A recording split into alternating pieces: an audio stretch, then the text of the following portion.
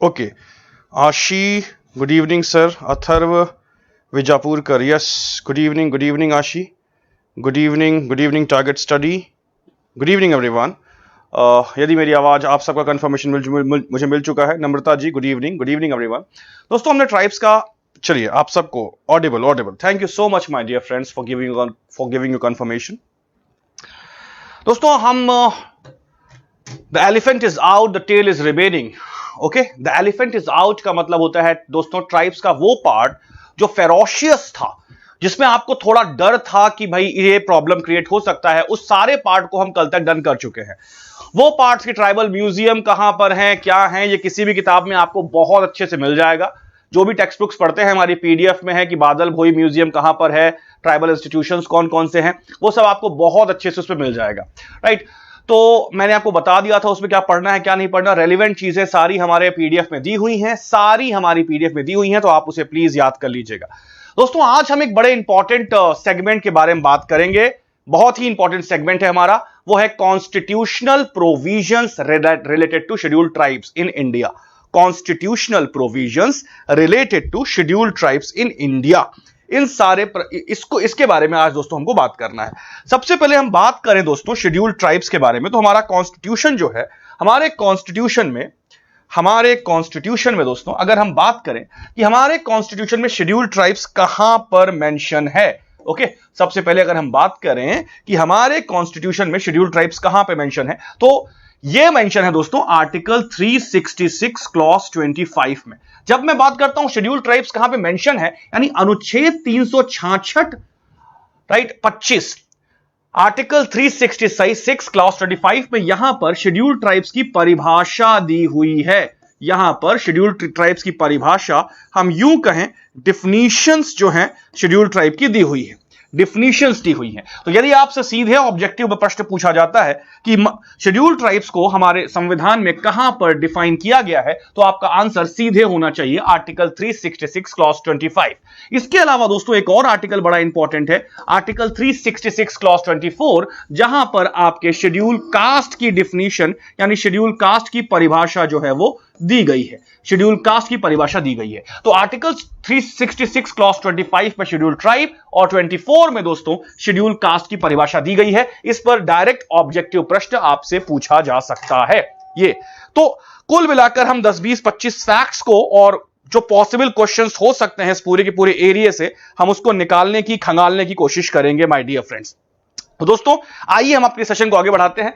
जब हम बात करते हैं constitutional provisions related to scheduled tribes, जब हम बात करते हैं constitutional provisions related scheduled tribe, यानी हमारे संविधान में वो कौन कौन से अनुच्छेद हैं, वो कौन कौन से प्रोविजंस हैं, वो कौन कौन से उपबंध हैं जो शेड्यूल्ड ट्राइब से यानी अनुसूचित जनजातियों से डील करते हैं, और उन प्रावधानों में शेड्यूल्ड ट्राइब्स के सोशियो इकोनॉमिक अपलिफ्टमेंट के लिए यानी सामाजिक आर्थिक उत्थान के लिए किन किन बातों के बारे में बताया गया है। तो आइए एक एक करके हम उन सारे संवैधानिक प्रावधानों को, उपबंधों को, कॉन्स्टिट्यूशनल प्रोविजंस को खंगालने की, देखने की कोशिश करें जो परीक्षा उपयोगी है और आपके एग्जाम में सीधे आ सकते हैं। दोस्तों आइए चलते हैं। सबसे पहले तो हमने आर्टिकल 366 क्लॉज 25 दोस्तों देखा कि आर्टिकल 366 क्लॉज 25 जो है वो शेड्यूल्ड ट्राइब्स की डिफिनीशन के बारे में बात करता है। ओके, आइए हम और कुछ प्रोविजंस के बारे में बात करते हैं। सबसे पहले अगर हम बात करें दोस्तों, सबसे पहले अगर हम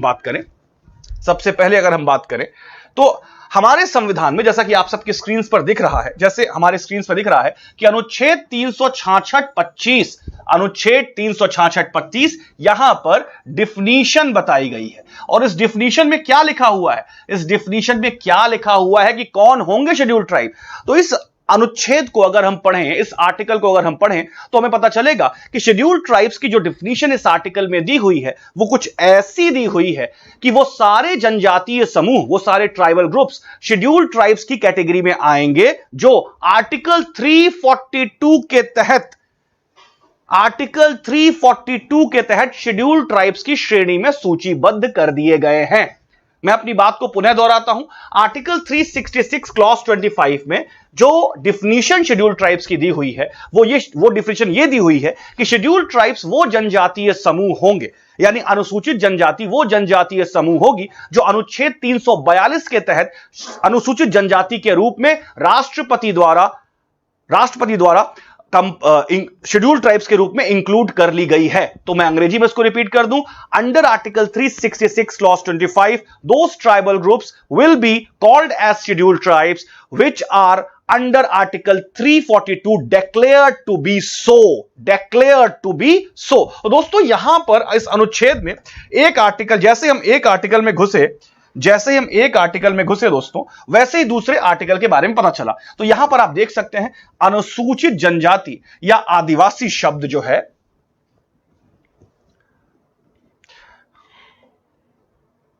late me choose a different pen.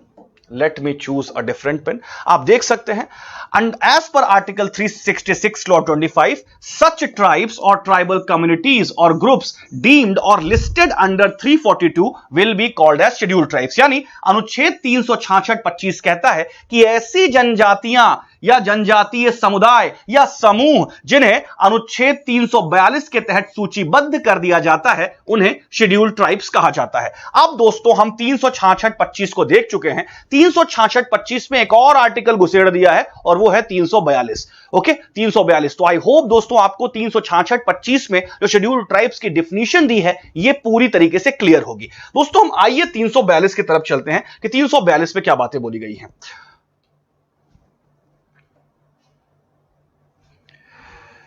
दोस्तों अगर हम बात करें, एक ब्लैंक पेज लेते हैं, 342 में क्या बात बोली गई है। 342 आर्टिकल ये बात बोला गया है कि प्रेसिडेंट यानी कि राष्ट्रपति with the consultation of governor, यानी संबंधित राज्य के राज्यपाल से, president with the consultation of governor, संबंधित राज्य के राज्यपाल से सलाह मशवरा करके जिन भी ट्राइबल ग्रुप्स को शेड्यूल्ड ट्राइब्स में लिस्ट कर देगा वो शेड्यूल्ड ट्राइब्स मानी जाएंगी। अतः यह प्रोविजन राष्ट्रपति को, और राष्ट्रपति आपको पता है विवेक के आधार पर कार्य नहीं करते, राष्ट्रपति काउंसिल ऑफ मिनिस्टर्स के द्वारा दी गई सलाह के अनुसार काम करते हैं। The president work on the aid and advice tendered by council of ministers. So under article 342 of the Indian constitution it has been explicitly mentioned, it has been explicitly and unequivocally mentioned that president with the consultation of governor of the respective state, president with the consultation of the governor of respective state declare any group, any tribal group as scheduled tribe। Is that clear? As scheduled tribe।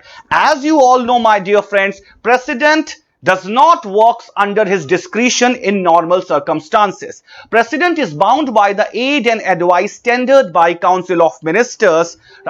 Under these conditions, it is the Council of Ministers, or we can say the Indian government, okay, the Indian government which is having the effective say, the effective authority in declaring any tribal groups as scheduled tribes. So it is under the real authority of central government, it is under the actual authority of central government to declare any tribal group as scheduled tribe। Is that clear? So once again, under article 366 clause 25 it has been defined as that any tribal group or community will be deemed to be a scheduled tribe if it has been declared under article 342 to be so, and under article 342 it has been clearly, explicitly, categorically and unequivocally mentioned that it is the president with the consultation of governor of the respective state will decide which tribal group will come under the list of scheduled tribes। Is that clear my dear friends? Is that clear? तो Is that clear? तो I hope दोस्तों आपको ये बात समझ में आई, आपको ये दोनों आर्टिकल्स अभी क्लियर हो गए होंगे। तो अब हम बात करते हैं दोस्तों, आर्टिकल 342 हमने डिस्कस किया, आर्टिकल 366 और आर्टिकल 342 हमने डिस्कस कर लिया। आप देख सकते हैं अनुच्छेद 342 के तहत राष्ट्रपति किसी भी राज्य के या केंद्र शासित प्रदेश के संबंध में राज्यपाल के परामर्श के बाद एक सार्वजनिक अधिसूचना के द्वारा किसी भी जनजाति को, आदिवासी समुदायों को, किसी भी जनजातीय समूह को, किसी भी आदिवासी समूह को अनुसूचित जनजाति के रूप में निर्दिष्ट कर सकते हैं। किसी भी जनजातीय समूह को, आदिवासी समूह को शेड्यूल्ड ट्राइब्स के रूप में निर्दिष्ट कर सकते हैं। I hope it's clear my dear friends. ये आपको मुझे लगता है क्लियर है। Is that clear? तो हमने आर्टिकल 366 क्लॉज 25 देखा, आर्टिकल 342 देखा। अब कुछ और प्रावधान, हम संवैधानिक प्रावधान देखना शुरू करते हैं दोस्तों, जो शेड्यूल्ड ट्राइब्स के अपलिफ्टमेंट के बारे में बात करते हैं। सबसे पहले दोस्तों हमारे फंडामेंटल राइट्स में यानी पार्ट 3 में कुछ स्पेशल प्रोविजंस बनाए गए हैं, राइट। सबसे पहले आर्टिकल 15(4). आर्टिकल 15(4) कहता है कि सरकार यानी स्टेट चाहे तो अदर बैकवर्ड क्लासेस, यहां पे अदर बैकवर्ड क्लासेस मतलब ओबीसी, एससी और एसटी तीनों इंक्लूडेड है, ओके। अगर कह सकते हैं स्टेट चाहे यानी राज्य चाहे तो सामाजिक आर्थिक उत्थान हेतु अदर बैकवर्ड क्लासेस की which also include scheduled tribes, इसके संबंध इनके सामाजिक आर्थिक उत्थान के लिए विशेष प्रावधान कर सकता है। Under article 15 clause 4 it has been also delineated that the state can make special provisions for the socio economic upliftment of backward tribes. Backward tribes here means scheduled caste, scheduled tribes and OBC. Is that clear? तो article 15(4) का सहारा लेकर, जानते हैं आप सब, article 15(4) का सहारा लेकर scheduled tribes के लिए, शेड्यूल्ड ना केवल शेड्यूल्ड ट्राइब के लिए बल्कि शेड्यूल्ड कास्ट के लिए और अदर बैकवर्ड क्लासेस के उत्थान के लिए सरकार जो है वो अलग अलग प्रकार के कानून और अलग अलग प्रकार की योजनाएं बनाती है। शेड्यूल्ड ट्राइब्स के लिए अनेकों प्रकार की योजनाएं जो हैं वो आज चल रही हैं, एग्जीक्यूशन में हैं, चल रही हैं, ऑपरेशनलाइज हैं, आप देख सकते हैं, पढ़ सकते हैं। और ये अनेक प्रकार के जो कानून हैं, जैसे पीसा एक्ट वगैरह हो गया, ये सब भी हमारे देश में कार्यरत हैं, क्रियाशील हैं, इनके लिए एक विशेष उपबंध हैं, ओके, इनके लिए एक विशेष प्रावधान है। इसके अलावा दोस्तों आर्टिकल 16 क्लॉज 4 क्या कहता है कि अगर राज्य चाहे, स्टेट चाहे या राज्य चाहे तो किसी भी बैकवर्ड क्लास के लिए, किसी भी बैकवर्ड क्लास सिटीजंस के लिए, end of course backward class here means scheduled caste, scheduled tribes and OBC, जो कि राज्य की ओपिनियन में यानी स्टेट की ओपिनियन में, राज्य की राय में जिसका उचित प्रतिनिधित्व या पर्याप्त प्रतिनिधित्व यानी कि एक प्रोपोर्शनल रिप्रेजेंटेशन जो है, एडिक्वेट रिप्रेजेंटेशन जो है वो ना हो, यानी पर्याप्त प्रतिनिधित्व ना हो, उसके लिए राज्य जो है वो रिजर्वेशन की व्यवस्था जो है वो कर सकता है राज्य के अधीन सेवाओं में, राइट। यानी कि राज्य के अधीन सेवाएं, यहां पर मतलब है सरकारी सेवाएं।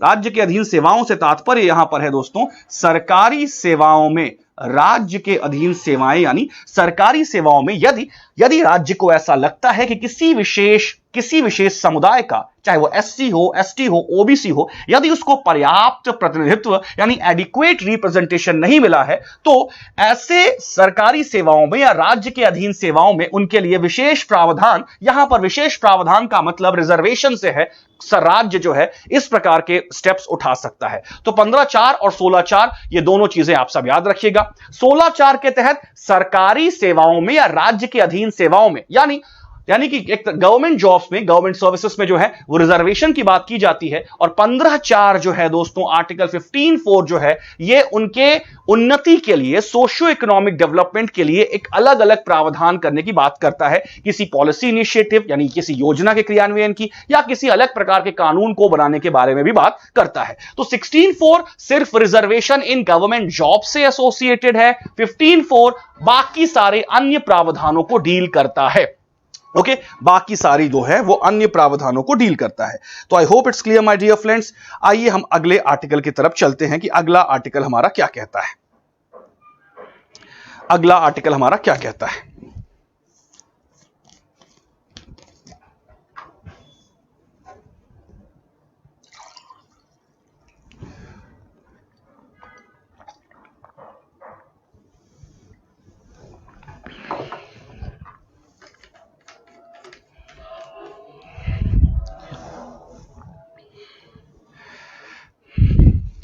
आइए हम चलते हैं दोस्तों अगला आर्टिकल क्या कहता है। तो दोस्तों अब तक हमने 3 आर्टिकल पढ़े, आप सबको मैं फिर से रिकॉल करा दूं। आर्टिकल 366 क्लॉज 25 जहां पर डिफिनीशन मेंशन है हमारे शेड्यूल्ड ट्राइब्स की। आर्टिकल 342 जहां हमने देखा राष्ट्रपति गवर्नर के राय से किसी भी जनजातीय समूह को शेड्यूल्ड ट्राइब्स घोषित कर सकता है। इसके बाद दोस्तों हमने 15(4) देखा जहां राज्य अलग अलग प्रकार के उपबंधों के द्वारा यानी अलग अलग प्रकार के अपने इनिशिएटिव्स के द्वारा शेड्यूल्ड कास्ट, शेड्यूल्ड ट्राइब्स और ओबीसी के सोशियो इकोनॉमिक अपलिफ्टमेंट के लिए अलग अलग प्रकार के कानून बना सकता है यानी एफर्मेटिव एक्शन ले सकता है। एफर्मेटिव एक्शन यानी विशेष प्रावधान कर सकता है, चाहे किसी बड़ी योजना का बनाना हो या किसी दूसरे कानून का बनाना हो। और आप सबको पता है राइट, हमारे जनजातीय कल्याण के लिए हमने पीसा एक्ट जैसे कानून बनाकर रखे हैं, पीसा एक्ट जैसे कानून जो है वो बनाकर रखे हैं। इसके बाद दोस्तों अगर हम आर्टिकल 16(4) के बारे में बात करें तो आर्टिकल 16(4) जो है वो रिजर्वेशन की बात करता है, रिजर्वेशन इन गवर्नमेंट जॉब्स। यदि सरकार को लगता है, यानी राज्य को लगता है, स्टेट को लगता है कि यदि शेड्यूल कास्ट, शेड्यूल ट्राइब्स और ओबीसी को एडिक्वेट रिप्रेजेंटेशन नहीं मिला है, तो दोस्तों आपको पता है शेड्यूल ट्राइब्स को हमारे यहां गवर्नमेंट जॉब और हर प्रकार की गवर्नमेंट जॉब में अलग अलग प्रकार के रिजर्वेशन मिलते हैं। I hope these 4 articles are clear my dear friends. Okay, आगे चलते हैं दोस्तों। अगले कुछ प्रोविजन है हमारे, जैसे आर्टिकल 46। अब ये आर्टिकल 46 दोस्तों डीपीएसपीज में है। कहां पर है? डीपीएसपीज यानी राज्य के नीति निर्देशक तत्व में है, राज्य के नीति निर्देशक तत्व हैं। ध्यान रखिएगा इस आर्टिकल में क्या बात बोली गई है, इस आर्टिकल में यह बात बोली गई है, यानी कि इस आर्टिकल में डीपीएसपीज में क्या किया गया है आपको पता है, राज्य के लिए निर्देश जारी किए गए हैं। राज्य के लिए निर्देश हमारे संविधान ने जारी किए हैं। डीपीएसपीज का मतलब होता है directive principles of state policy, और यह हमारे कॉन्स्टिट्यूशन द्वारा हमारे स्टेट को अलग अलग प्रकार के इंस्ट्रक्शंस दिए गए हैं कि कैसे आपको इस देश में एक गुड गवर्नेंस एस्टेब्लिश करने के लिए, एक वेलफेयर स्टेट बनाने के लिए किस प्रकार से आपको अपनी नीति निर्माण या विधि निर्माण करना है। ओके, पॉलिसी या फिर आपको लॉज किस किस प्रकार के बनाने हैं ताकि हमारे देश में गुड गवर्नेंस या फिर एक वेलफेयर स्टेट हम अपने देश को बना सके। राइट, ये डीपीएसपी से बना गया, ये तो आपने पढ़ा ही है। अब उसमें भी आर्टिकल 46 है। ओके, डीपीएसपी जैसा कि आप सब जानते हैं 36 से लेकर 51 तक है। आर्टिकल 46 में क्या बात बोली गई है कि राज्य जो है कमजोर वर्गों के और विशेष रूप से, ध्यान रखिएगा यहां पर कमजोर वर्ग लिखा है, और विशेष रूप से अनुसूचित जातियां और अनुसूचित जनजातियों के शैक्षणिक और आर्थिक हितों को बढ़ावा देगा और उन्हें सामाजिक अन्याय और सभी प्रकार के शोषण से बचाएगा। तो यह आर्टिकल 46 का टेक्स्ट है। एक बार अंग्रेजी में देखें दोस्तों, यहां पर स्टेट को यह इंस्ट्रक्शन हमारा कॉन्स्टिट्यूशन देता है कि जो विशेष रूप से पिछड़ी जातियां हैं, मतलब यहां पर जो बैकवर्ड कम्युनिटीज हैं, उनके एजुकेशनल और इकोनॉमिक इंटरेस्ट को प्रोटेक्ट करने के लिए, उनके एजुकेशनल और इकोनॉमिक इंटरेस्ट को प्रोटेक्ट करने के लिए, जिसमें हमारे शेड्यूल कास्ट और शेड्यूल ट्राइब भाई बंधु आते हैं, उनके इंटरेस्ट को प्रोटेक्ट करने के लिए, उनको सोशल इनजस्टिस से बचाने के लिए या किसी भी प्रकार के एक्सप्लॉयटेशन से बचाने के लिए अलग अलग प्रकार के लॉज बनाएगा। दोस्तों, आर्टिकल 46 में जो इस विशेष प्रावधान की बात की जा रही है,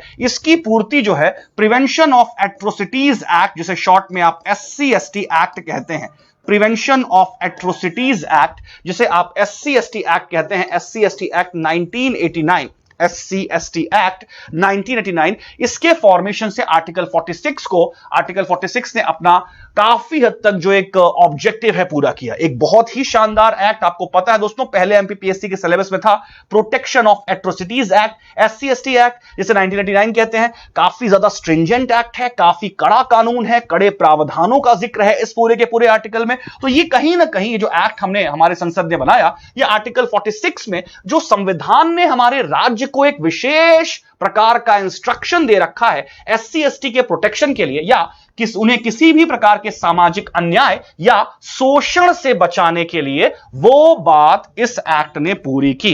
काफी चर्चा में था एक्ट, पहले सिलेबस में भी था, हम लोग इसे पहले पढ़ाते भी थे, बट अब जो है ये आपके सिलेबस में नहीं है। ओके, अब जो है दोस्तों ये आपके सिलेबस में नहीं है। Is that clear my dear friends? चलिए दोस्तों हम आगे चलते हैं। इसके अलावा दोस्तों हमने देखा कि यहां पर आर्टिकल 350 भी है, एक आर्टिकल 350 भी है, जो बात करता है कि यदि आपकी कोई विशिष्ट भाषा हो, लिपि हो, संस्कृति हो, उसे आप संरक्षित करने का आपको अधिकार है। जैसे कि आप जानते हैं हमारे जनजातीय समुदाय की एक विशिष्ट संस्कृति है, राइट, हमारे जनजातीय समुदाय की एक विशिष्ट संस्कृति है, उसी संस्कृति को हम पिछले 4-5-6 दिन से उस विशिष्ट संस्कृति को पढ़ रहे थे। तो दोस्तों हमारा आर्टिकल 350 जो है वो सभी नागरिकों को, ना केवल शेड्यूल कास्ट और शेड्यूल ट्राइब को, बल्कि हमारे देश के दूसरे मुख्य धारा के समाज को भी यह पूरे तरीके से अधिकृत करता है, अधिकार प्रदान करता है कि वो अपने संस्कृति के संरक्षण के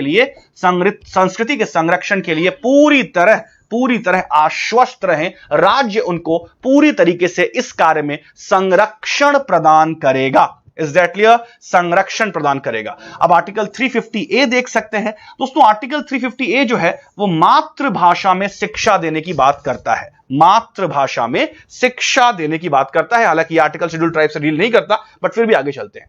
उसके बाद दोस्तों हम बात करते हैं कुछ और आर्टिकल्स की।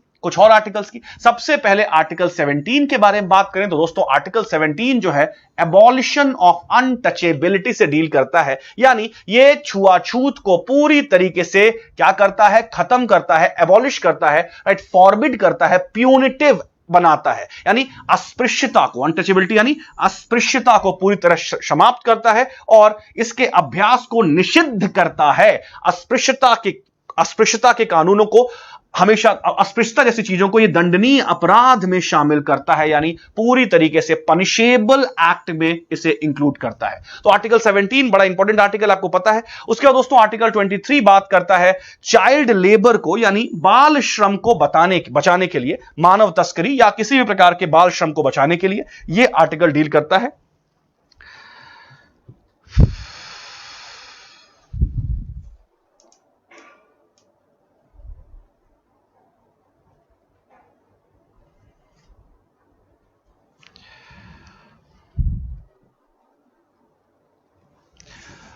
उसके बाद दोस्तों कुछ और आर्टिकल्स हमारे संविधान में हैं। सबसे पहले आर्टिकल 244 के बारे में अगर हम बात करें, आर्टिकल 244 के बारे में बात करें, आर्टिकल 244 क्या कहता है?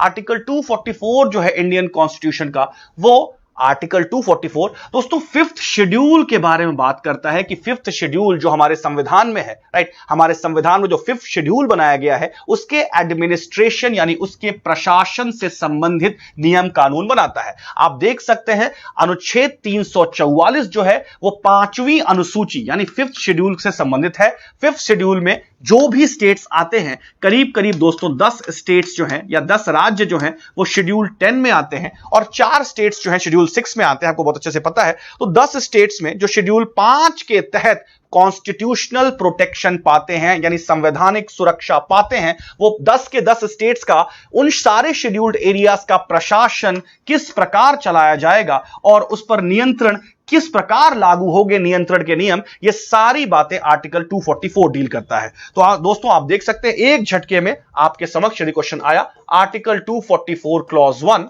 आर्टिकल 244 क्लॉज 1 किससे डील करता है? 5th शेड्यूल से। और आपके सामने यदि आ गया आर्टिकल 244 किससे डील करता है तो ये 6th शेड्यूल से डील करता है, 6th शेड्यूल से। तो 244(1) 5वीं अनुसूची से या 5th शेड्यूल से और आर्टिकल 244 क्लॉज 2 जो है ये 6th शेड्यूल से डील करता है, यानी 6th शेड्यूल में जो 4 स्टेट है असम, मिजोरम, मेघालय और त्रिपुरा, उनके प्रशासन संबंधित नियम जो है वो बनाता है। उसके बाद दोस्तों हमारे पास एक आर्टिकल है आर्टिकल 275। आर्टिकल 275 यह बात करता है कि संविधान की 5वीं और 6वीं अनुसूची के अंतर्गत, संविधान की जो 5वीं और 6वीं अनुसूची है उसके अंतर्गत आने वाले सभी क्षेत्रों, सभी राज्यों को किस प्रकार का अनुदान प्रदान किया जाएगा। अनुदान यानी ग्रांट प्रोवाइड की जाएगी, किस प्रकार का ग्रांट, और ग्रांट यानी यहां पर फाइनेंशियल एड है, वित्तीय सहायता की बात की जा रही है। ग्रांट का मतलब होता है फाइनेंशियल एड। तो यह आर्टिकल 275 डील करता है कि जो भी एरियाज, जो भी शेड्यूल्ड एरियाज हमारे 5वीं और 6वीं अनुसूची में आ रहे हैं, 5वीं अनुसूची में जैसा कि आप सबको पता है हमारा मध्य प्रदेश 5वीं अनुसूची के तहत शेड्यूल्ड एरिया के तहत कॉन्स्टिट्यूशनल प्रोटेक्शन हासिल है, और 6वीं अनुसूची में आपको पता है असम, मेघालय, मिजोरम, त्रिपुरा, ये सिर्फ 4 स्टेट्स जो हैं वो आते हैं, निर्दिष्ट किए गए हैं। तो इन्हें किस किस प्रकार की वित्तीय सहायता यानी फाइनेंशियल एड प्रोवाइड की जाएगी, ओके, इसके बारे में अनुच्छेद 275 बात करता है। तो दोस्तों आर्टिकल 275 भी एक बेहद इंपॉर्टेंट आर्टिकल है। एक बार फिर से रिवाइज कर दूं, आर्टिकल 244 डील करता है, आर्टिकल 244 डील करता है administration administration of scheduled area से, यानी अनुसूचित क्षेत्रों के प्रशासन से। ओके, अनुसूचित क्षेत्रों के प्रशासन से। उसमें आर्टिकल 244 क्लॉज 1 जो डील करता है दोस्तों, आर्टिकल 244 क्लॉज 1 जो है ये scheduled areas under schedule 5th से डील करता है। और आर्टिकल 244 क्लॉज 2 जो है दोस्तों ये 6th शेड्यूल के तहत जो राज्य हैं जिसमें असम, मेघालय, मिजोरम और त्रिपुरा इंक्लूडेड हैं उनसे डील करता है। तो ये कुछ आर्टिकल्स हैं, आपको इंपॉर्टेंट पता होना चाहिए। और आर्टिकल 275 ये वित्तीय सहायता के बारे में बात करता है, फाइनेंशियल एड या ग्रांट इन एड, किस प्रकार का ग्रांट इन एड प्रोवाइड किया जाएगा 5वीं और 6वीं अनुसूची के तहत आने वाले क्षेत्रों में, इसके बारे में बात करता है। आइए दोस्तों हम आगे चलते हैं। उसके बाद दोस्तों हमारे पास एक कुछ और प्रावधान है जैसे कि article 164 clause 1। Okay, article 164 clause 1 ये क्या बात करता है कि भाई हमारे कुछ ऐसे स्टेट्स हैं, राइट, कुछ ऐसे स्टेट्स हैं जहां पर ट्राइबल अफेयर्स मिनिस्टर होंगे, जिसमें मध्य प्रदेश, उड़ीसा जो है वो मुख्य रूप से कहा गया है। मध्य प्रदेश, उड़ीसा, जैसे हमारा मध्य प्रदेश, उड़ीसा और दो राज्य जहां पर, राइट, और दो राज्य हैं जहां पर जनजातीय मामलों के मंत्री के प्रावधान किए जाएंगे, जनजातीय मामलों के मंत्रियों के लिए प्रावधान किया जाएगा। यह बात आर्टिकल 164 क्लॉज 1 है। आप सब मुझे कमेंट सेक्शन में यह बताएं कि मध्य प्रदेश में जनजातीय विभाग का मंत्री इस समय, ट्राइबल अफेयर्स मंत्री इस समय कौन है। आगे बात करते हैं दोस्तों आर्टिकल 330 के बारे में बात करें तो आर्टिकल 330 जो है वो रिजर्वेशन ऑफ शेड्यूल्ड ट्राइब्स इन लोकसभा। अच्छा ध्यान रखिएगा, ये शेड्यूल्ड ट्राइब्स नहीं, शेड्यूल्ड कास्ट और शेड्यूल्ड ट्राइब्स दोनों की रिजर्वेशन इन लोकसभा के बारे में बात करता है। यानी लोकसभा में शेड्यूल कास्ट और शेड्यूल ट्राइब्स के लिए स्थान रिजर्व करने की बात करता है आर्टिकल 330। उसके बाद दोस्तों आर्टिकल 332 ये reservation of seats in state legislature के बारे में बात करता है, यानी राज्य विधानसभाओं में अनुसूचित जनजातियों के आरक्षण से संबंधित है। ओके, तो article 330 reservation of seats for schedule tribes in Lok Sabha के बारे में बात करता है, और आर्टिकल 332 जो है वो reservation of seats for schedule tribes in state legislature के बारे में बात करता है। उसके बाद दोस्तों आर्टिकल 334 के बारे में बात करें, आर्टिकल 334 हालांकि अब जो है दोस्तों थोड़ा सा इसमें यह कहा गया है कि लगभग हर 10 साल के बाद संविधान लागू होने के हर 10 साल के बाद, यानी संविधान आपका 1950 में लागू हुआ, 1950 के बाद 1960 में, उसके बाद 1970 में, इस चीज का आकलन करेगा, इस चीज का इवैल्यूएशन करेगा कि जो संविधान में अफर्मेटिव एक्शंस या संविधान में जो रिजर्वेशन का प्रोविजन किया गया है वो ग्राउंड पर कितना ज्यादा सक्सेसफुल हुआ। यानी हमारे अनुसूचित जाति, अनुसूचित जनजाति के भाई बहनों के जीवन में, सामाजिक और आर्थिक जीवन में किस प्रकार के सकारात्मक बदलाव ला पाने में यह आरक्षण सफल हुआ, इसके बारे में एक अन्वेषण किया जाएगा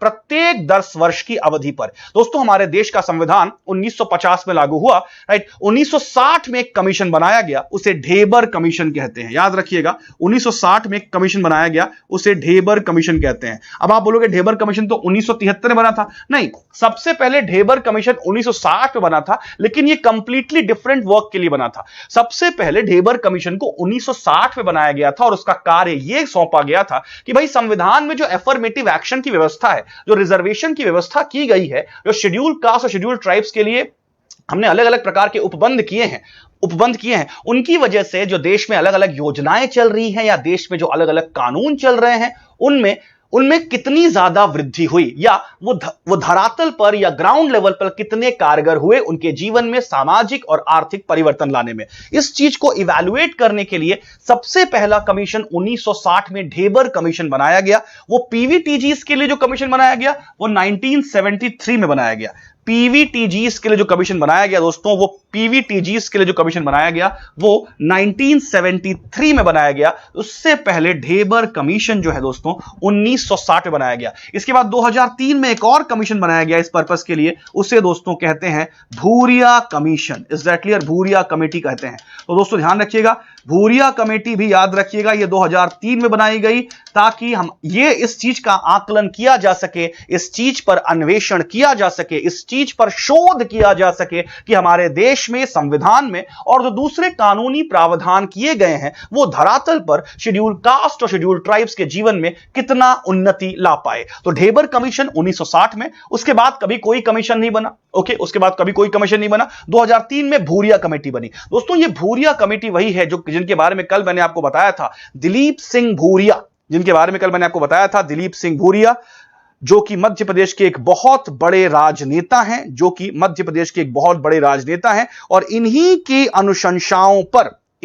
अनुशंसाओं पर पीसा एक्ट बना और इन्हीं की अनुशंसाओं पर मध्य प्रदेश राज्य ने अपनी तेंदुपत्ता नीति का निर्माण किया। तो भूरिया कमेटी एक बार, दिलीप सिंह भूरिया एक बार फिर से चर्चा में है। इनके कमीशन को 2003 में फिर से बनाया गया था। तो दोस्तों ध्यान रखिएगा, भूरिया कमेटी का गठन दो अलग अलग कालखंडों में, दो अलग अलग ईयर्स में, दो अलग अलग वर्षों में, दो अलग अलग कार्यों के लिए किया गया था। सर्वप्रथम 1994 में जो भूरिया कमेटी बनाई गई थी, उसका उद्देश्य था panchayat extension in scheduled areas यानी पीसा एक्ट के संबंध में अपनी रिपोर्ट सौंपने का। भूरिया कमेटी 1995 में अपनी रिपोर्ट सौंपती है और उसके आधार पर 1996 में एक बहुत ही खूबसूरत पीसा एक्ट, जिसे शॉर्ट में panchayat extension in scheduled areas कहते हैं, जो संवैधानिक सुरक्षा प्रदान करता है शेड्यूल्ड एरियाज के प्रशासन के संबंध में, उसके बारे में बात की गई है।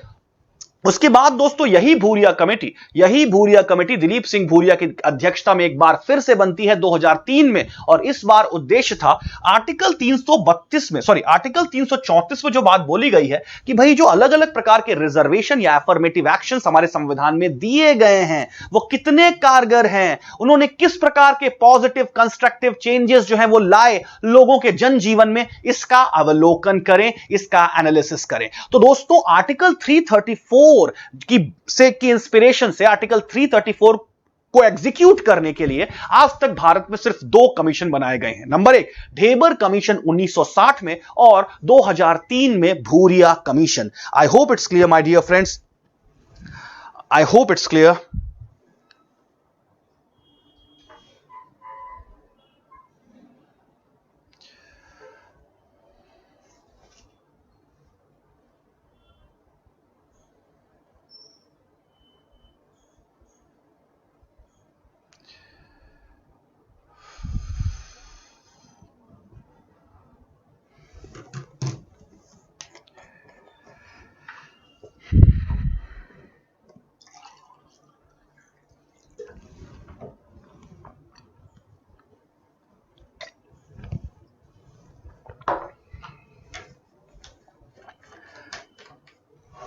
दोस्तों आगे बढ़ते हैं हम आगे अपने आर्टिकल के साथ।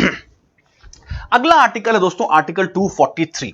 दोस्तों आर्टिकल 243 में ध्यान रखिएगा, आर्टिकल 243 में पंचायतों में भी ऐसी शेड्यूल्ड ट्राइब्स के लिए आरक्षण की बात की गई है, पंचायतों में भी रिजर्वेशन की बात की गई है शेड्यूल्ड ट्राइब्स के लिए। आर्टिकल 371 आपको पता है, आर्टिकल 371 में पूर्वोत्तर राज्यों के संबंध में विशेष प्रावधान किए गए हैं। ओके, विशेष प्रावधान किए गए हैं।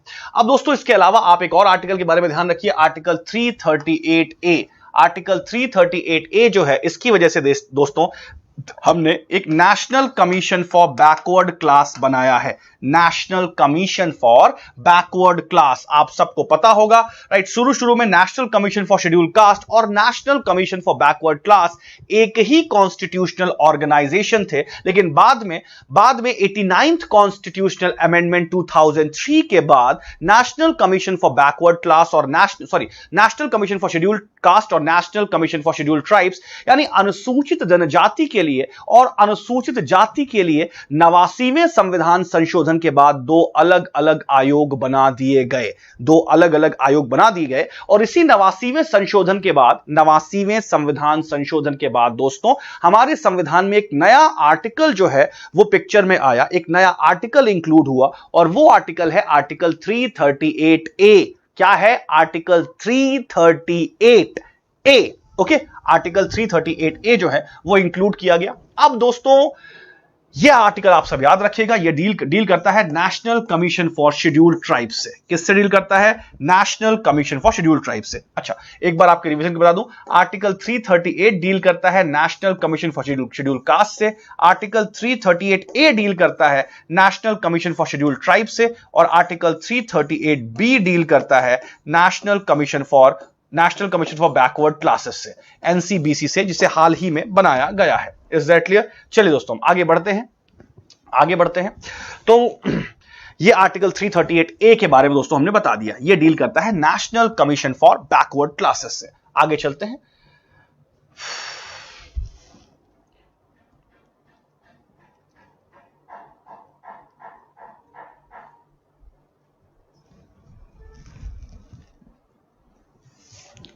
दोस्तों, आगे हम चलते हैं।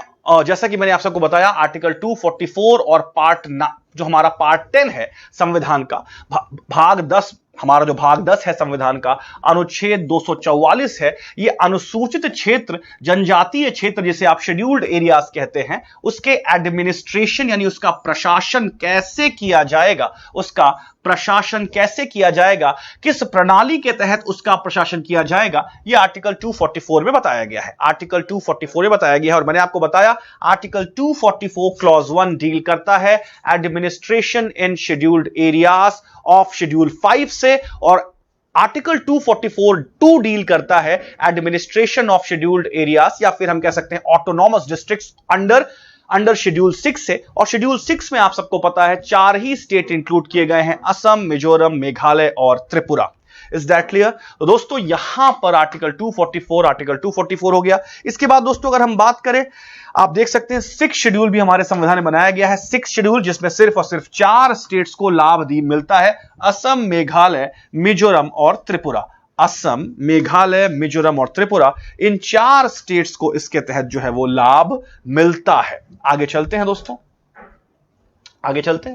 इसके बाद दोस्तों 5वीं अनुसूची के बारे में थोड़ी बहुत हमको बातें सीखनी है कि 5वीं अनुसूची क्या है। दोस्तों सबसे पहले कौन से एरियाज 5वीं अनुसूची के तहत सूचीबद्ध किए जाएंगे, इंक्लूड किए जाएंगे, यह डिसाइड करता है प्रेसिडेंट। ओके, यह ध्यान रखिएगा। सबसे पहले आपको पता है हमारे यहां शेड्यूल 5, हमारे संविधान में शेड्यूल 5 डील करता है, और शेड्यूल 6 नाम के दो जो हैं वो शेड्यूल्स हैं, राइट। शेड्यूल 5 के तहत कुछ शेड्यूल्ड एरियाज बनाए जाते हैं जहां पर ट्राइबल्स को एक अलग प्रकार की कल्चरल ऑटोनॉमी और एडमिनिस्ट्रेटिव ऑटोनॉमी यानी सांस्कृतिक और प्रशासनिक स्वायत्तता दी जाती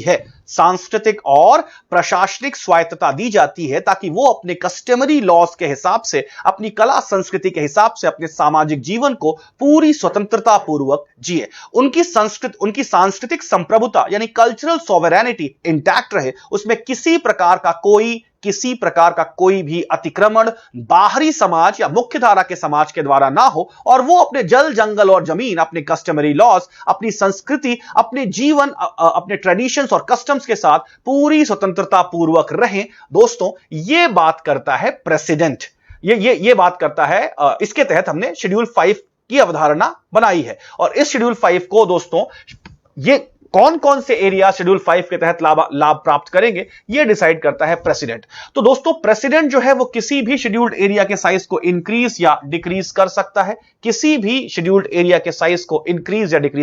है, या फिर कोई भी ट्राइबल एरिया शेड्यूल्ड एरिया के तहत इंक्लूड होगा या इंक्लूड नहीं होगा, यह भी डिसाइड करता है प्रेसिडेंट। दोस्तों अगर हम बात करें कि इन शेड्यूल्ड एरियाज में किसका राज चलता है, सेंट्रल गवर्नमेंट का या स्टेट गवर्नमेंट का, तो मेरा आंसर होगा दोनों का। Central government and state government both are having a concurrent jurisdiction over the administration of scheduled areas, यानी राज्य और केंद्र दोनों जो है वहां पर अपना प्रशासन करते हैं। लेकिन यहां पर ध्यान रखिएगा कि राज्य और केंद्र यदि दोनों का कॉन्करेंट ज्यूरिसडिक्शन हमारे शेड्यूल्ड एरियाज में आता है, तो सेंटर को प्राइमेसी दी जाएगी, यानी सेंटर को एक एडमिनिस्ट्रेटिव एज जो है वो प्रोवाइड किया जाएगा इन शेड्यूल्ड एरियाज के प्रशासन से संबंधित नियमों को बनाने में। ओके, लेकिन दोस्तों ध्यान रखिएगा कि एक और चीज ध्यान रखिएगा कि इन शेड्यूल्ड एरियाज के बारे में खास बात यह है कि ये शेड्यूल्ड एरियाज में राइट, कॉन्स्टिट्यूशन हमारे संसद के द्वारा बनाए गए कौन से लॉज, हमारी संसद के द्वारा बनाए गए कानून किस हद तक लागू होंगे, यानी हमारी संसद के द्वारा बनाए गए किसी भी कानून, हमारे संसद के द्वारा बनाए गए किसी कानून का कितना अंश प्रभावी होगा, कितना अंश प्रभावी होगा इन शेड्यूल्ड एरियाज में। यानी it is up to the governor of the state, it is up to the governor of the state to curtail the jurisdiction of any law passed by parliament or by state legislature in scheduled areas। यानी governor किसी भी law को उसके application को cartel कर सकता है, minimise कर सकता है, यानी कि यह डिसाइड कर सकता है कि किसी भी संसद के द्वारा पास किया गया कोई भी कानून या शेड्यूल्ड एरियाज में लागू होगा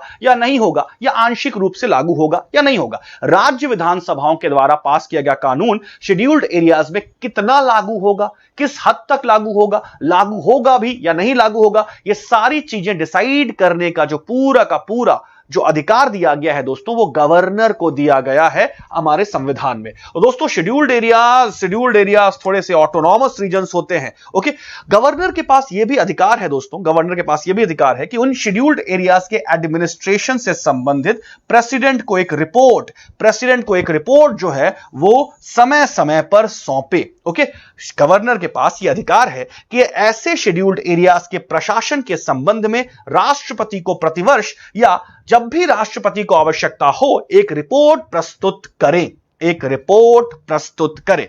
आई hope it's clear my dear friends. दोस्तों आप सबको पता चल चुका है scheduled areas, declaration of scheduled areas कौन करता है? प्रेसिडेंट। ओके, प्रेसिडेंट ये पूरी तरीके से अधिकार है कि वो शेड्यूल्ड एरिया को डिक्लेयर करता है। मैंने executive power of state and centre के बारे में बताया कि किस प्रकार की शक्तियां जो है वो स्टेट और सेंट्रल गवर्नमेंट की कर्टेल हो जाती हैं, या सेंटर और स्टेट के द्वारा बनाए गए कानूनों को किस प्रकार से उनको मिनिमाइज या कर्टेल कर दिया जाता है उनके ऑपरेशन को शेड्यूल्ड एरियाज में। आगे दोस्तों चलते हैं। दोस्तों शेड्यूल्ड एरियाज के एडमिनिस्ट्रेशन के लिए एक काउंसिल बनाई जाती है जिसे कहते हैं tribal advisory council. Okay, scheduled areas यानी शेड्यूल 5 के तहत जिन जिन स्टेट्स का एडमिनिस्ट्रेशन किया जाएगा, यानी जिन जिन स्टेट्स में शेड्यूल्ड एरियाज हैं, शेड्यूल्ड एरियाज के एडमिनिस्ट्रेशन से संबंधित जो है, शेड्यूल्ड एरियाज के एडमिनिस्ट्रेशन से संबंधित एक काउंसिल बनाई जाएगी जिसे कहा गया है ट्राइबल एडवाइजरी काउंसिल। ये बड़ी पावरफुल काउंसिल होती है दोस्तों, ट्राइबल एडवाइजरी काउंसिल। इसमें टोटल 20 मेंबर्स होते हैं, 20 मेंबर्स होते हैं, और इसके 20 मेंबर्स में से 3 चौथाई उसी राज्य की विधानसभा के इलेक्टेड एमएलएज होते हैं, उसी राज्य की विधानसभा के इलेक्टेड एमएलएज होते हैं। तो ट्राइबल एडवाइजरी काउंसिल के बारे में अगर हम बात करें तो ट्राइबल एडवाइजरी काउंसिल जिसका उद्देश्य है क्या? टू एडमिनिस्टर क्या? Scheduled areas under scheduled 5, under schedule 5। यह उद्देश्य होता है ट्राइबल एडवाइजरी काउंसिल का। ट्राइबल एडवाइजरी काउंसिल में दोस्तों 20 मेंबर्स होते हैं, 20 मेंबर्स होते हैं, जिसमें से 3 चौथाई इलेक्टेड एमएलएज होते हैं उसी राज्य के। आप सबको पता है हमारे यहां 47 जो सीट्स हैं राज्य विधानसभा में वो शेड्यूल्ड ट्राइब्स के लिए आरक्षित हैं, यानी कम से कम इतने शेड्यूल्ड ट्राइब एमएलएज तो हमारे पास हैं ही। उन 47 में चाहे वो सत्ता पक्ष के हों या विपक्ष के हों, 3 चौथाई एमएलएज को इस ट्राइबल एडवाइजरी काउंसिल में लिया जाता है। बचे कुछ मेंबर्स को, यानी 3 चौथाई मेंबर्स के बाद जो 1 चौथाई मेंबर बच गए, उनको राज्यपाल यानी गवर्नर जो है वो नामित करता है। ओके, नामित करता है। दोस्तों ये बहुत पावरफुल बॉडी होती है, 20 मेंबर बॉडी जो है ये बहुत ही ज्यादा पावरफुल बॉडी होती है regarding the administration in scheduled areas. इसके 20 सदस्य जो हैं, ये 20 सदस्य जो हैं इस टेरिटोरियल ट्राइबल एडवाइजरी काउंसिल का बहुत ही महत्वपूर्ण योगदान देते हैं शेड्यूल्ड एरियाज के प्रशासन संबंधित नियम बनाने में। बहुत पावरफुल बॉडी है, सीधे गवर्नर के अंडर में काम करती है दोस्तों। आई होप इट्स क्लियर। चलिए आगे चलते हैं। अब बात करते हैं दोस्तों, हमने आर्टिकल 342 के बारे में पहले ही बात कर ली। आर्टिकल 342 क्या है? आर्टिकल 342 डील करता है प्रेसिडेंट को यह अधिकार देता है, आर्टिकल 342 प्रेसिडेंट को यह अधिकार देता है कि किसी भी स्टेट और यूनियन टेरिटरी, किसी भी स्टेट या यूनियन टेरिटरी के किसी भी ट्राइबल ग्रुप को राइट। गवर्नर से कंसल्ट करने के बाद उसे वो शेड्यूल्ड ट्राइब्स में शामिल कर सकता है, शेड्यूल्ड ट्राइब्स में शामिल कर सकता है। यानी राष्ट्रपति किसी भी राज्य या केंद्र शासित प्रदेश के संबंध में, जहां एक राज्य है वहां राज्यपाल के परामर्श के बाद सार्वजनिक अधिसूचना के द्वारा जनजातीय और आदिवासी समुदायों या जनजातीय आदिवासी समुदायों के कुछ हिस्सों या समूहों को निर्दिष्ट कर सकते हैं, जो इस संविधान के उद्देश्य में जैसा भी मामला हो उस राज्य या केंद्र शासित प्रदेश के संबंध में अनुसूचित जनजाति माना जाएगा। ये टेक्स्ट इतना बड़ा आपको याद करने की जरूरत नहीं है, जितना मैंने बताया आप सिर्फ उतना याद कर सकते हैं क्या कि भाई आर्टिकल 342 के तहत राष्ट्रपति को यह शक्ति है कि किसी भी ट्राइबल ग्रुप को वो शेड्यूल्ड ट्राइब घोषित कर सकता है संबंधित राज्य के राज्यपाल से परामर्श करने के बाद। इसका मतलब केंद्र सरकार के हाथ में पूरी तरीके से शक्ति है कि किसी भी ट्राइबल ग्रुप को वो शेड्यूल्ड ट्राइब्स का दर्जा जो है वो दे सकता है। I hope it's clear my dear friends. आगे चलते हैं।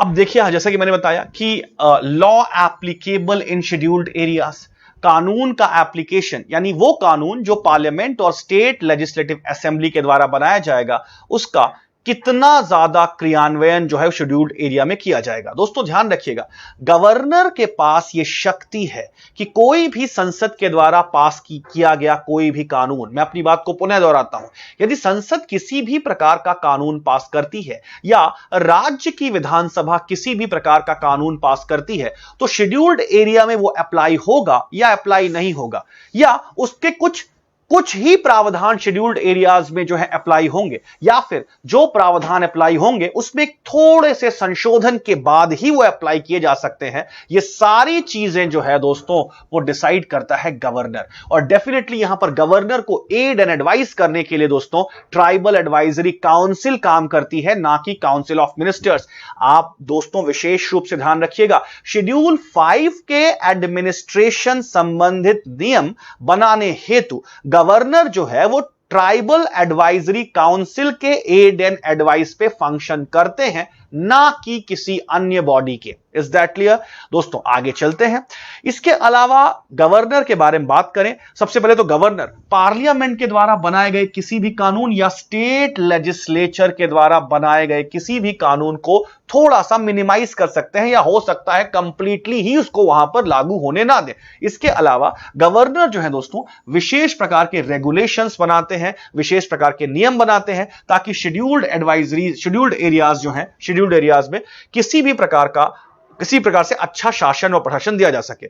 इसके अलावा दोस्तों चाहे वो यहां गवर्नर के पास यहां तक शक्ति है कि शेड्यूल्ड एरियाज के प्रशासन में किसी को भूमि आवंटित करना, चाहे शेड्यूल्ड एरियाज के अंदर का व्यक्ति हो या बाहर का व्यक्ति हो, यानी किसी आंतरिक व्यक्ति या बाहरी व्यक्ति को भूमि का हस्तांतरण यानी ट्रांसफर ऑफ लैंड जो है शेड्यूल्ड एरियाज में कैसे होगा, इसको लेकर कानून भी राज्यपाल बना सकते हैं। इसके अलावा मनी लेंडिंग जैसी एक्टिविटीज जो शेड्यूल्ड एरियाज में चलती है, जिसकी वजह से हमारे ट्राइबल्स कई बार ऋणग्रस्त हो जाते हैं, जो मनी लेंडर्स होते हैं, साहूकार होते हैं, वो अलग अलग प्रकार से हमारे आदिवासियों का शोषण करते हैं। तो ऐसे में मनी लेंडिंग जैसी एक्टिविटीज यानी साहूकार ऋण देना वगैरह, लेना वगैरह, ये सारी चीजों से संबंधित नियम जो है वो गवर्नर हमारे राज्य में बना देते हैं, उसके गवर्नर जो है वो शेड्यूल एरिया से बनाते हैं। तो कुल मिलाकर दोस्तों ध्यान रखिएगा, यहां पर गवर्नर का सीधा हस्तक्षेप होता है और गवर्नर यहां पर ट्राइबल एडवाइजरी काउंसिल के एडवाइस पर काम करते हैं। ट्राइबल एडवाइजरी काउंसिल दोस्तों एक बहुत पावरफुल बॉडी होती है regarding the administration of scheduled areas. कई बार तो ट्राइबल एडवाइजरी काउंसिल हमारी जो एक्चुअल काउंसिल ऑफ मिनिस्टर्स होते हैं या मंत्री परिषद होते हैं, उनके द्वारा बनाए गए नियमों को, उनके द्वारा पास किए गए कानूनों की भी अवहेलना, कानूनों को या उनके द्वारा दिए गए आदेशों को भी मानने से मना कर देती है। तो ट्राइबल एडवाइजरी काउंसिल एक इंडिपेंडेंटली फंक्शन करने वाली बॉडी है जो गवर्नर के सीधे अंदर रहकर काम करती है। तो दोस्तों आई होप इट्स क्लियर।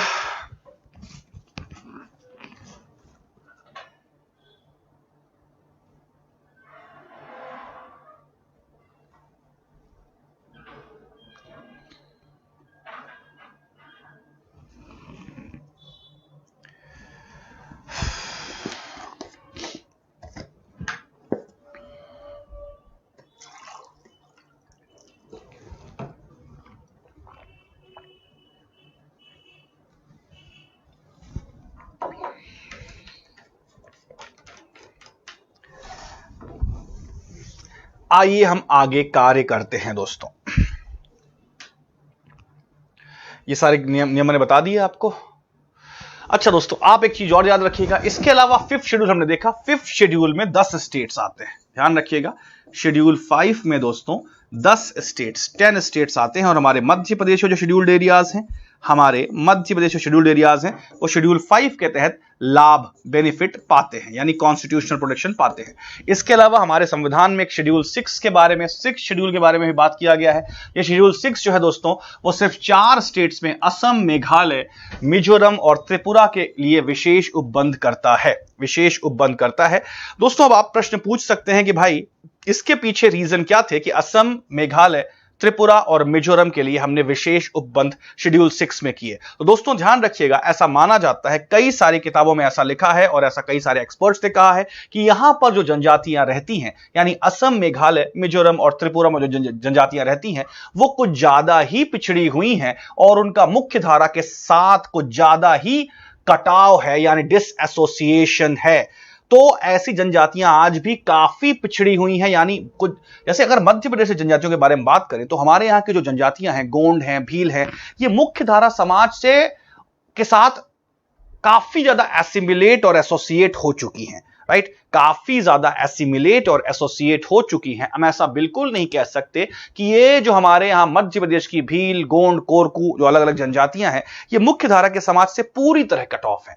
जो जनजातियां पूरी तरह कट ऑफ हैं, उन्हें हमने पीवीटीजीज दे दिया, पीवीटीजीज बना दिया, या फिर उन्हें डीनोटिफाइड ट्राइब्स, या फिर हमने उसे नोमैडिक या सेमी नोमैडिक ट्राइब्स की संज्ञा दे दी। लेकिन दोस्तों, अगर इन सभी श्रेणियों के अलावा हम बात करें, दूसरे शेड्यूल ट्राइब्स के बारे में बात करें, तो दूसरे शेड्यूल ट्राइब्स, चाहे वो गोंड हो, बैगा हो, जो इन सब चीजों के अलावा पीवीटीजीज, डीनोटिफाइड ट्राइब्स, नोमैडिक और सेमी नोमैडिक ट्राइब्स, इनके अलावा जो बच गए, राइट, वो दोस्तों काफी हद तक मुख्य धारा के समाज के साथ एक अच्छा खासा संपर्क और संवाद रखते हैं। लेकिन अगर हम बात करें असम, मेघालय, मिजोरम और त्रिपुरा के कुछ जिलों में रहने वाली कुछ ट्राइब्स की, तो ये कुछ ज्यादा ही पिछड़ी हुई हैं और मुख्य धारा के समाज से ये कई डेकेड्स यानी दशकों पीछे हैं। तो ऐसे में यदि इनके साथ किसी प्रकार का सांस्कृतिक मेल मिलाप, सामाजिक मेल मिलाप मुख्य धारा के समाज के साथ हुआ, तो इनके सांस्कृतिक क्षरण का, इनके कल्चरल डिग्रेडेशन का पूरा खतरा है, पूरा खतरा है। तो ऐसे में दोस्तों बहुत जरूरी हो जाता है कि ऐसे विशेष क्षेत्रों में, विशेष राज्यों में जो विशेष रूप से कुछ ज्यादा ही पिछड़ी जातियां हैं, उन्हें स्पेशल प्रोटेक्शन दिया जाए। एक्चुअली में दोस्तों ध्यान रखिएगा, एक बारदोली कमेटी बनाई गई थी, बारदोई कमेटी, बारदोई समिति बनाई गई थी, बारदोली नहीं, बारदोई समिति बनाई गई थी। यह हमारे संविधान सभा, जब हमारे संविधान निर्माण हो रहा था, तो एक बारदोई समिति थी। इस बारदोई समिति की अनुशंसा पर ही शेड्यूल 6 लाया गया था। इस बारदोई समिति की अनुशंसा पर ही शेड्यूल 6 लाया गया था। इस शेड्यूल 6 का, या बारदोई समिति ने कहा था कि भाई जो हमारे पूर्वोत्तर राज्य हैं, यानी नॉर्थ ईस्ट के स्टेट्स हैं, और नॉर्थ ईस्ट में जो स्टेट्स में जो अलग अलग कुछ ट्राइबल ग्रुप्स हैं, इसमें से कुछ तो ठीक है, डेवलप्ड है, वेल डेवलप्ड है, लेकिन कुछ बहुत ज्यादा अंडर डेवलप्ड है और कुछ ज्यादा ही एंटी डायल्यूवियन, राइट, स्टेज में रह रहे हैं। उन सारे ट्राइबल ग्रुप्स को दोस्तों, उन सारे ट्राइबल ग्रुप्स के लिए बहुत जरूरी है कि हम विशेष प्रावधान करें। अतः इसको हमारी संविधान सभा ने स्वीकार किया। बारदोई समिति की इस अनुशंसा को, इस रिकमेंडेशन को हमारी संविधान सभा ने स्वीकार किया, और स्वीकार करने के बाद हमने हमारे संविधान में शेड्यूल 6 लेकर के आए। तो बस इतना आपको पता है, बारदोई समिति पता होना चाहिए, बारदोई समिति पता होना चाहिए, और शेड्यूल 6 में कौन कौन इंक्लूडेड है ये आपको पता होना चाहिए। असम, मेघालय, मिजोरम और त्रिपुरा। ओके, असम, मेघालय, मिजोरम और त्रिपुरा आप देख सकते हैं यहां पर साफ साफ लिखी हुई हैं। असम, मेघालय, त्रिपुरा और मिजोरम में इन जनजातियों की जड़ें अभी भी अपनी सांस्कृतिक रीति रिवाज, सभ्यता में है, इसलिए इन क्षेत्रों के साथ संविधान द्वारा अलग व्यवहार किया जाता है और इन लोगों के स्वशासन के लिए बड़ी मात्रा में स्वायत्तता दी जाती है। ओके, तो दोस्तों अब एक चीज और देखिए, अब आप पूछेंगे कि शेड्यूल 5 और शेड्यूल 6 के एडमिनिस्ट्रेशन में क्या अंतर है। तो प्री के लिए आपको ये जानने की आवश्यकता नहीं है कि शेड्यूल 5 और शेड्यूल 6 के एडमिनिस्ट्रेशन में क्या अंतर है।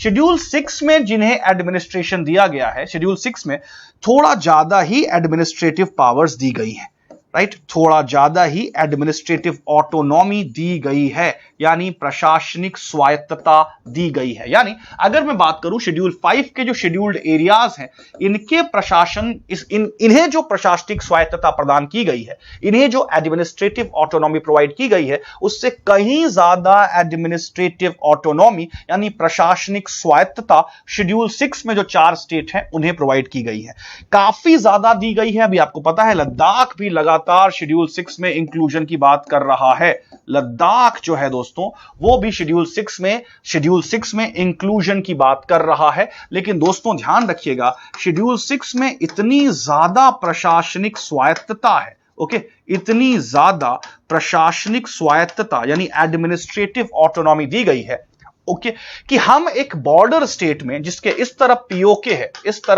है और दूसरी तरफ चाइना है, राइट, दूसरी तरफ चाइना है और यहां पर इंडिया है, यानी लद्दाख का दोस्तों अगर आप ज्योग्राफिकल लोकेशन देखें, मैं एक बार ड्रॉ कर देता हूं आपकी सुविधा के लिए। आप देख सकते हैं दोस्तों, ये है हमारा जम्मू कश्मीर, और जम्मू कश्मीर के बारे में बात करें दोस्तों तो ये हमारा पीओके वाला रीजन हो गया, ये हमारा पीओके हो गया, ये हमारा लेह लद्दाख वाला रीजन हो गया। आप देख सकते हैं ये लद्दाख हो गया, और दोस्तों लद्दाख हो गया, और इधर जो है पूरा का पूरा चाइना वाला रीजन है, इधर चाइना वाला रीजन है। अब आप जरा लद्दाख की पोजीशन को देखें, लद्दाख की पोजीशन को आप देखेंगे तो आप पाएंगे कि भाई इस तरफ पीओके है, इस तरफ जो है चाइना है, इस तरफ पीओके है, इस तरफ चाइना है। तो ऐसे में लद्दाख को अगर हम शेड्यूल 6 में शामिल करके उस लेवल की ऑटोनॉमी दे दें जो शेड्यूल 6 में दी जाती है, तो ये हमारे लिए स्ट्रैटेजिक रूप से थोड़ा डिसएडवांटेजियस हो जाएगा। ऐसा मैं नहीं, ऐसा हमारे गृह मंत्रालय और भारत सरकार का मानना है। भारत सरकार ने लद्दाख को एक ऑफर किया है कि आप 371 के तहत जो दूसरे राज्यों को प्रोटेक्शन दिया जाता है उसमें एक प्रोटेक्शन ले लीजिए।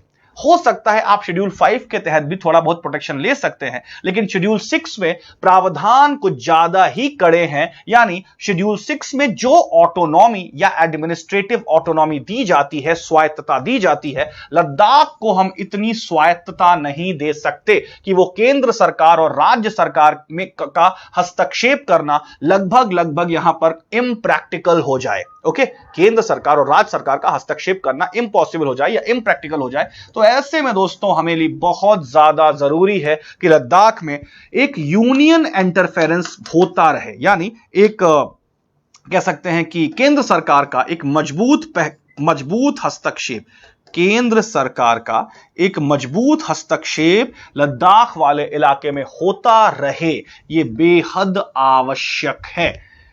आई hope it's clear my dear friends. आगे चलते हैं। तो शेड्यूल 6 में आप सबको पता है, शेड्यूल 6 में सिर्फ और सिर्फ 4 स्टेट्स बनाए गए हैं। अच्छा, 4 स्टेट्स इंक्लूड दिया गया। अच्छा, एक चीज ध्यान रखिएगा कि एक प्रश्न और आप सब पूछा जा सकता है, जैसा कि मैंने बोलता शेड्यूल 5 के तहत शेड्यूल्ड एरियाज के एडमिनिस्ट्रेशन के लिए हमने एक ट्राइबल एडवाइजरी काउंसिल बनाई है जिसमें 20 सदस्य होते हैं। ध्यान रखिएगा 20 सदस्य होते हैं। अगर हम शेड्यूल 6 के बारे में बात करें दोस्तों, शेड्यूल 6 में ऐसा क्या होता है, तो शेड्यूल 6 में यदि आप देखें तो शेड्यूल 6 में दोस्तों वहां पर पूरे के पूरे शेड्यूल 6 में ऑटोनॉमस डिस्ट्रिक्ट्स बनाई जाती हैं, ऑटोनॉमस डिस्ट्रिक्ट्स बनाई जाती हैं।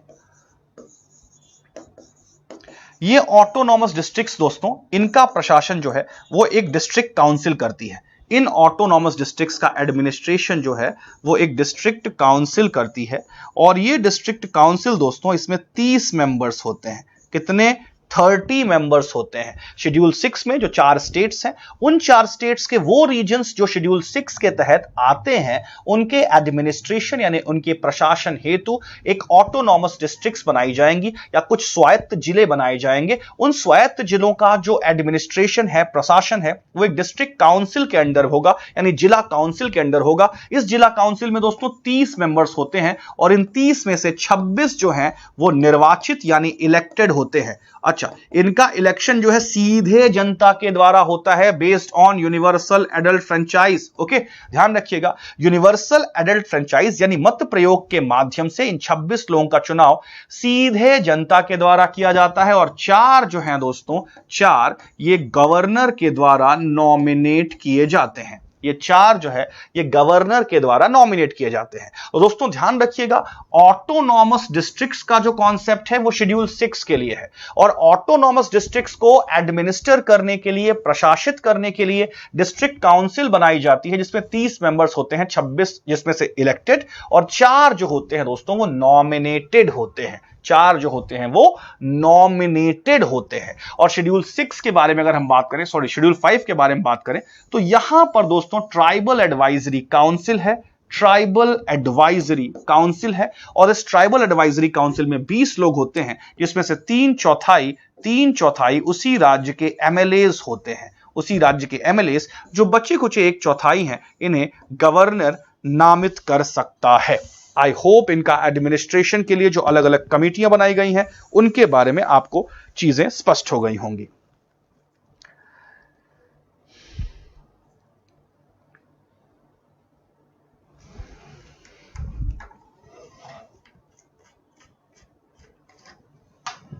मैं सिर्फ आपको पीटी बेस्ड क्वेश्चंस बता रहा हूं।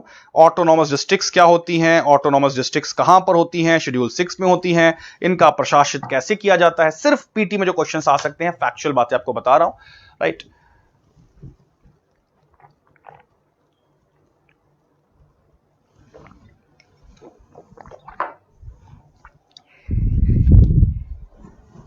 चलिए दोस्तों हम आगे बात करते हैं अगली कुछ। देखिए यहां पर डिस्ट्रिक्ट और रीजनल काउंसिल्स के बारे में। अच्छा एक और चीज देख लीजिएगा। देखिए दोस्तों, सपोज करिए असम इलाका है, असम। अगर मैं शेड्यूल 6 के बारे में बात करूं तो ये सपोज करिए असम डिस्ट्रिक्ट है, ये असम का असम राज्य है, और सपोज करिए इसके 3 जिले जो हैं, 3 जिले बोडोलैंड, कछार और एक और है, मुझे भूल गया, एक बोडोलैंड है, एक कछार वाला इलाका है और एक और है, जो शेड्यूल 6 में 3 डिस्ट्रिक्ट्स को रखा गया है। 3 डिस्ट्रिक्ट्स को रखा गया है। अब इसमें दोस्तों ध्यान रखिएगा,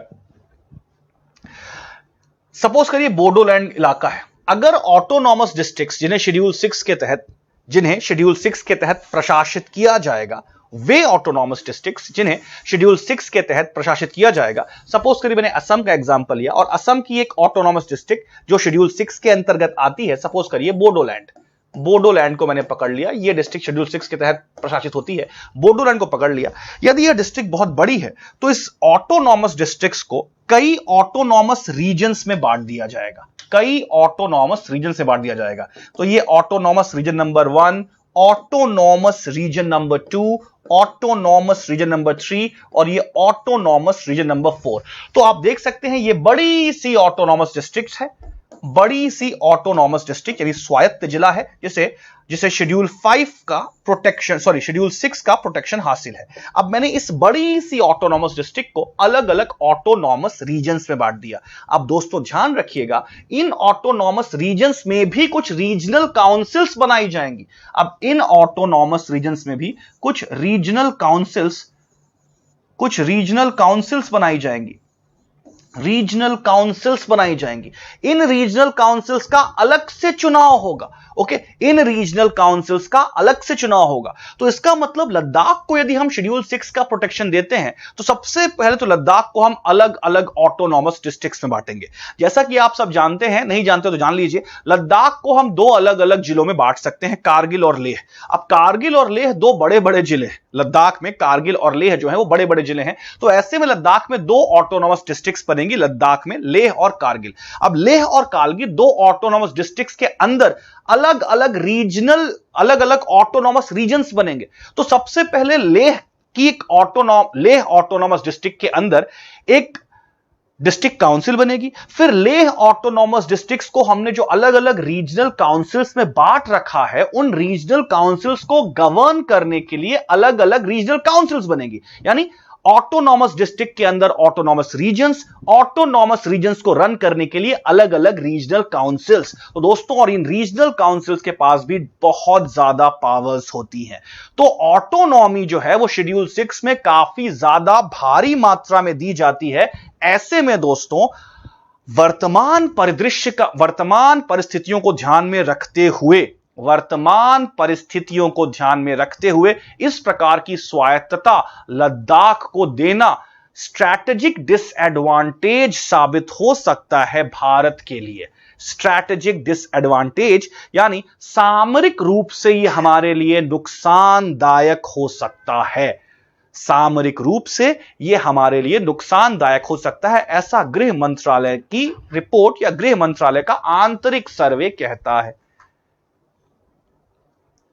दोस्तों, चीन का लगातार हस्तक्षेप लद्दाख के आसपास वाले इलाकों में बढ़ता जा रहा है। चीन लगातार कोशिश कर रहा है, एक्सपेंशनिस्ट अप्रोच वहां पर दिखाने की कोशिश कर रहा है, हमारी जमीन को जबरदस्ती अधिग्रहित करने की कोशिश कर रहा है, अपने पोजेशन में लेने की कोशिश कर रहा है। और ऐसे में हमें एक बहुत स्ट्रॉन्ग यूनियन इंटरफेरेंस उस पूरे के पूरे इलाके में अभी तात्कालिक रूप से, मैं ये नहीं कह रहा हूं कि भविष्य में भी नहीं दिया जा सकता, लेकिन एज ऑफ नाउ, वर्तमान में, वर्तमान परिस्थितियों को मद्देनजर रखते हुए ऐसा करना एक रणनीतिक सामरिक भूल हो सकती है भारत के लिए।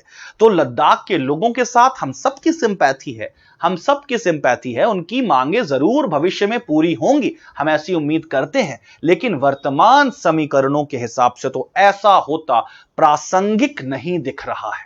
Is that clear my dear friends? तो आप समझ गए शेड्यूल 6 क्या है, शेड्यूल 6 और शेड्यूल 5 इन दोनों चीजों में समझ गए।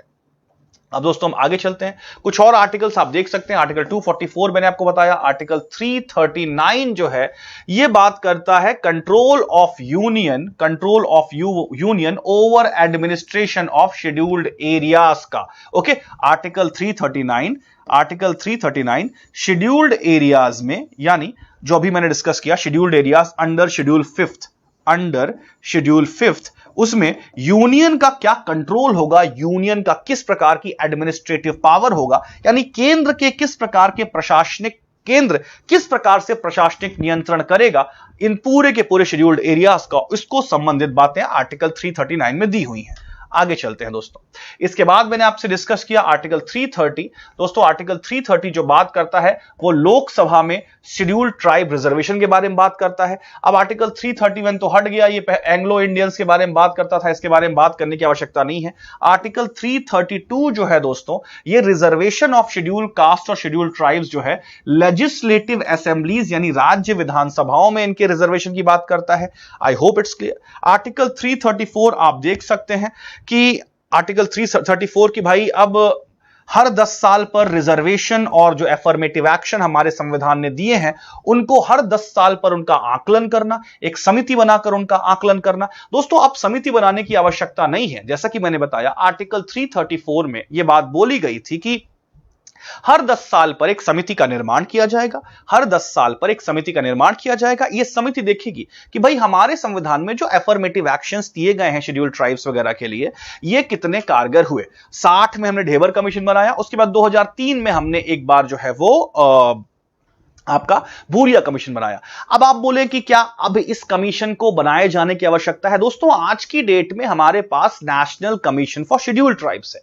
National commission for scheduled tribes जो है वो आर्टिकल 338A के तहत, आर्टिकल 338 के तहत एक संवैधानिक निकाय है, यानी एक कॉन्स्टिट्यूशनल बॉडी है। तो अब किसी अलग से समिति को बनाने का समय नहीं है। एक मुझे लगता नहीं है कि प्रैक्टिकल डिसीजन होगा कि एक अलग से समिति बनाई जाए। आज चूंकि हमारे पास आज शेड्यूल्ड ट्राइब्स के लिए एक अपना इंडिपेंडेंट कॉन्स्टिट्यूशनल कमीशन है, तो आर्टिकल 334 में जो बातें कही गई हैं, इनको इससे संबंधित किसी भी प्रकार का शोध या अन्वेषण करने के लिए मेरे हिसाब से national commission for scheduled tribes sufficient है। I hope it's clear my dear friends. तो आर्टिकल 334 आप लोग याद जरूर रखिएगा। उसके बाद दोस्तों ये आर्टिकल इंपॉर्टेंट है, आर्टिकल 338A मैंने आपको बताया, ये बात करता है national commission for scheduled tribes की। Is that clear? National commission for scheduled tribes की बात करता है। Is that clear? National commission for scheduled tribes की 342 में आपको पता ही है, शेड्यूल्ड ट्राइब्स को घोषित करने का, डिक्लेयर करने का जो एक अधिकार है वो किसको है? आपको पता है, प्रेसिडेंट को है। Is that clear? आगे चलते हैं दोस्तों। दोस्तों अब हम मध्य प्रदेश की विधानसभा के बारे में बात करें तो मध्य प्रदेश की विधानसभा में दोस्तों आप देख सकते हैं 230 सीटों में 47 सीटें जो हैं वो शेड्यूल्ड ट्राइब्स के लिए आरक्षित है। मध्य प्रदेश में 230 विधानसभा सीटें हैं और इसमें 47 सीटें जो हैं दोस्तों शेड्यूल्ड ट्राइब्स के लिए आरक्षित की गई हैं। इसके अलावा मध्य प्रदेश की अगर लोकसभा को देखें तो मध्य प्रदेश की लोकसभा में 6 सीटें शेड्यूल्ड ट्राइब्स के लिए आरक्षित की गई हैं। आप सबको पता है मध्य प्रदेश में 29 लोकसभा सीटें हैं, 29 लोकसभा सीटें हैं जिसमें से 6 सीटें जो हैं वो आरक्षित की गई हैं शेड्यूल्ड ट्राइब्स के लिए। अब आप देख सकते हैं वो 6 सीटें कौन कौन सी है, शहडोल, मंडला, रतलाम, धार, खरगोन और बैतूल। ये आप याद रख लीजिएगा क्योंकि इलेक्शन सीजन चल रहा है, इलेक्शन सीजन जो है वो चल रहा है और इलेक्शन सीजन चलने की वजह से, इलेक्शन सीजन चलने की वजह से दोस्तों अब ये सब क्वेश्चंस पूछे जाने की पूरी संभावना है, पूरी संभावना है। I hope it's clear friends. तो हमने दोस्तों कॉन्स्टिट्यूशनल प्रोविजंस जो हैं पूरे कंप्लीट कर लिए हैं। आइए एक बार हम इसका रिवीजन करते हैं, दोस्तों।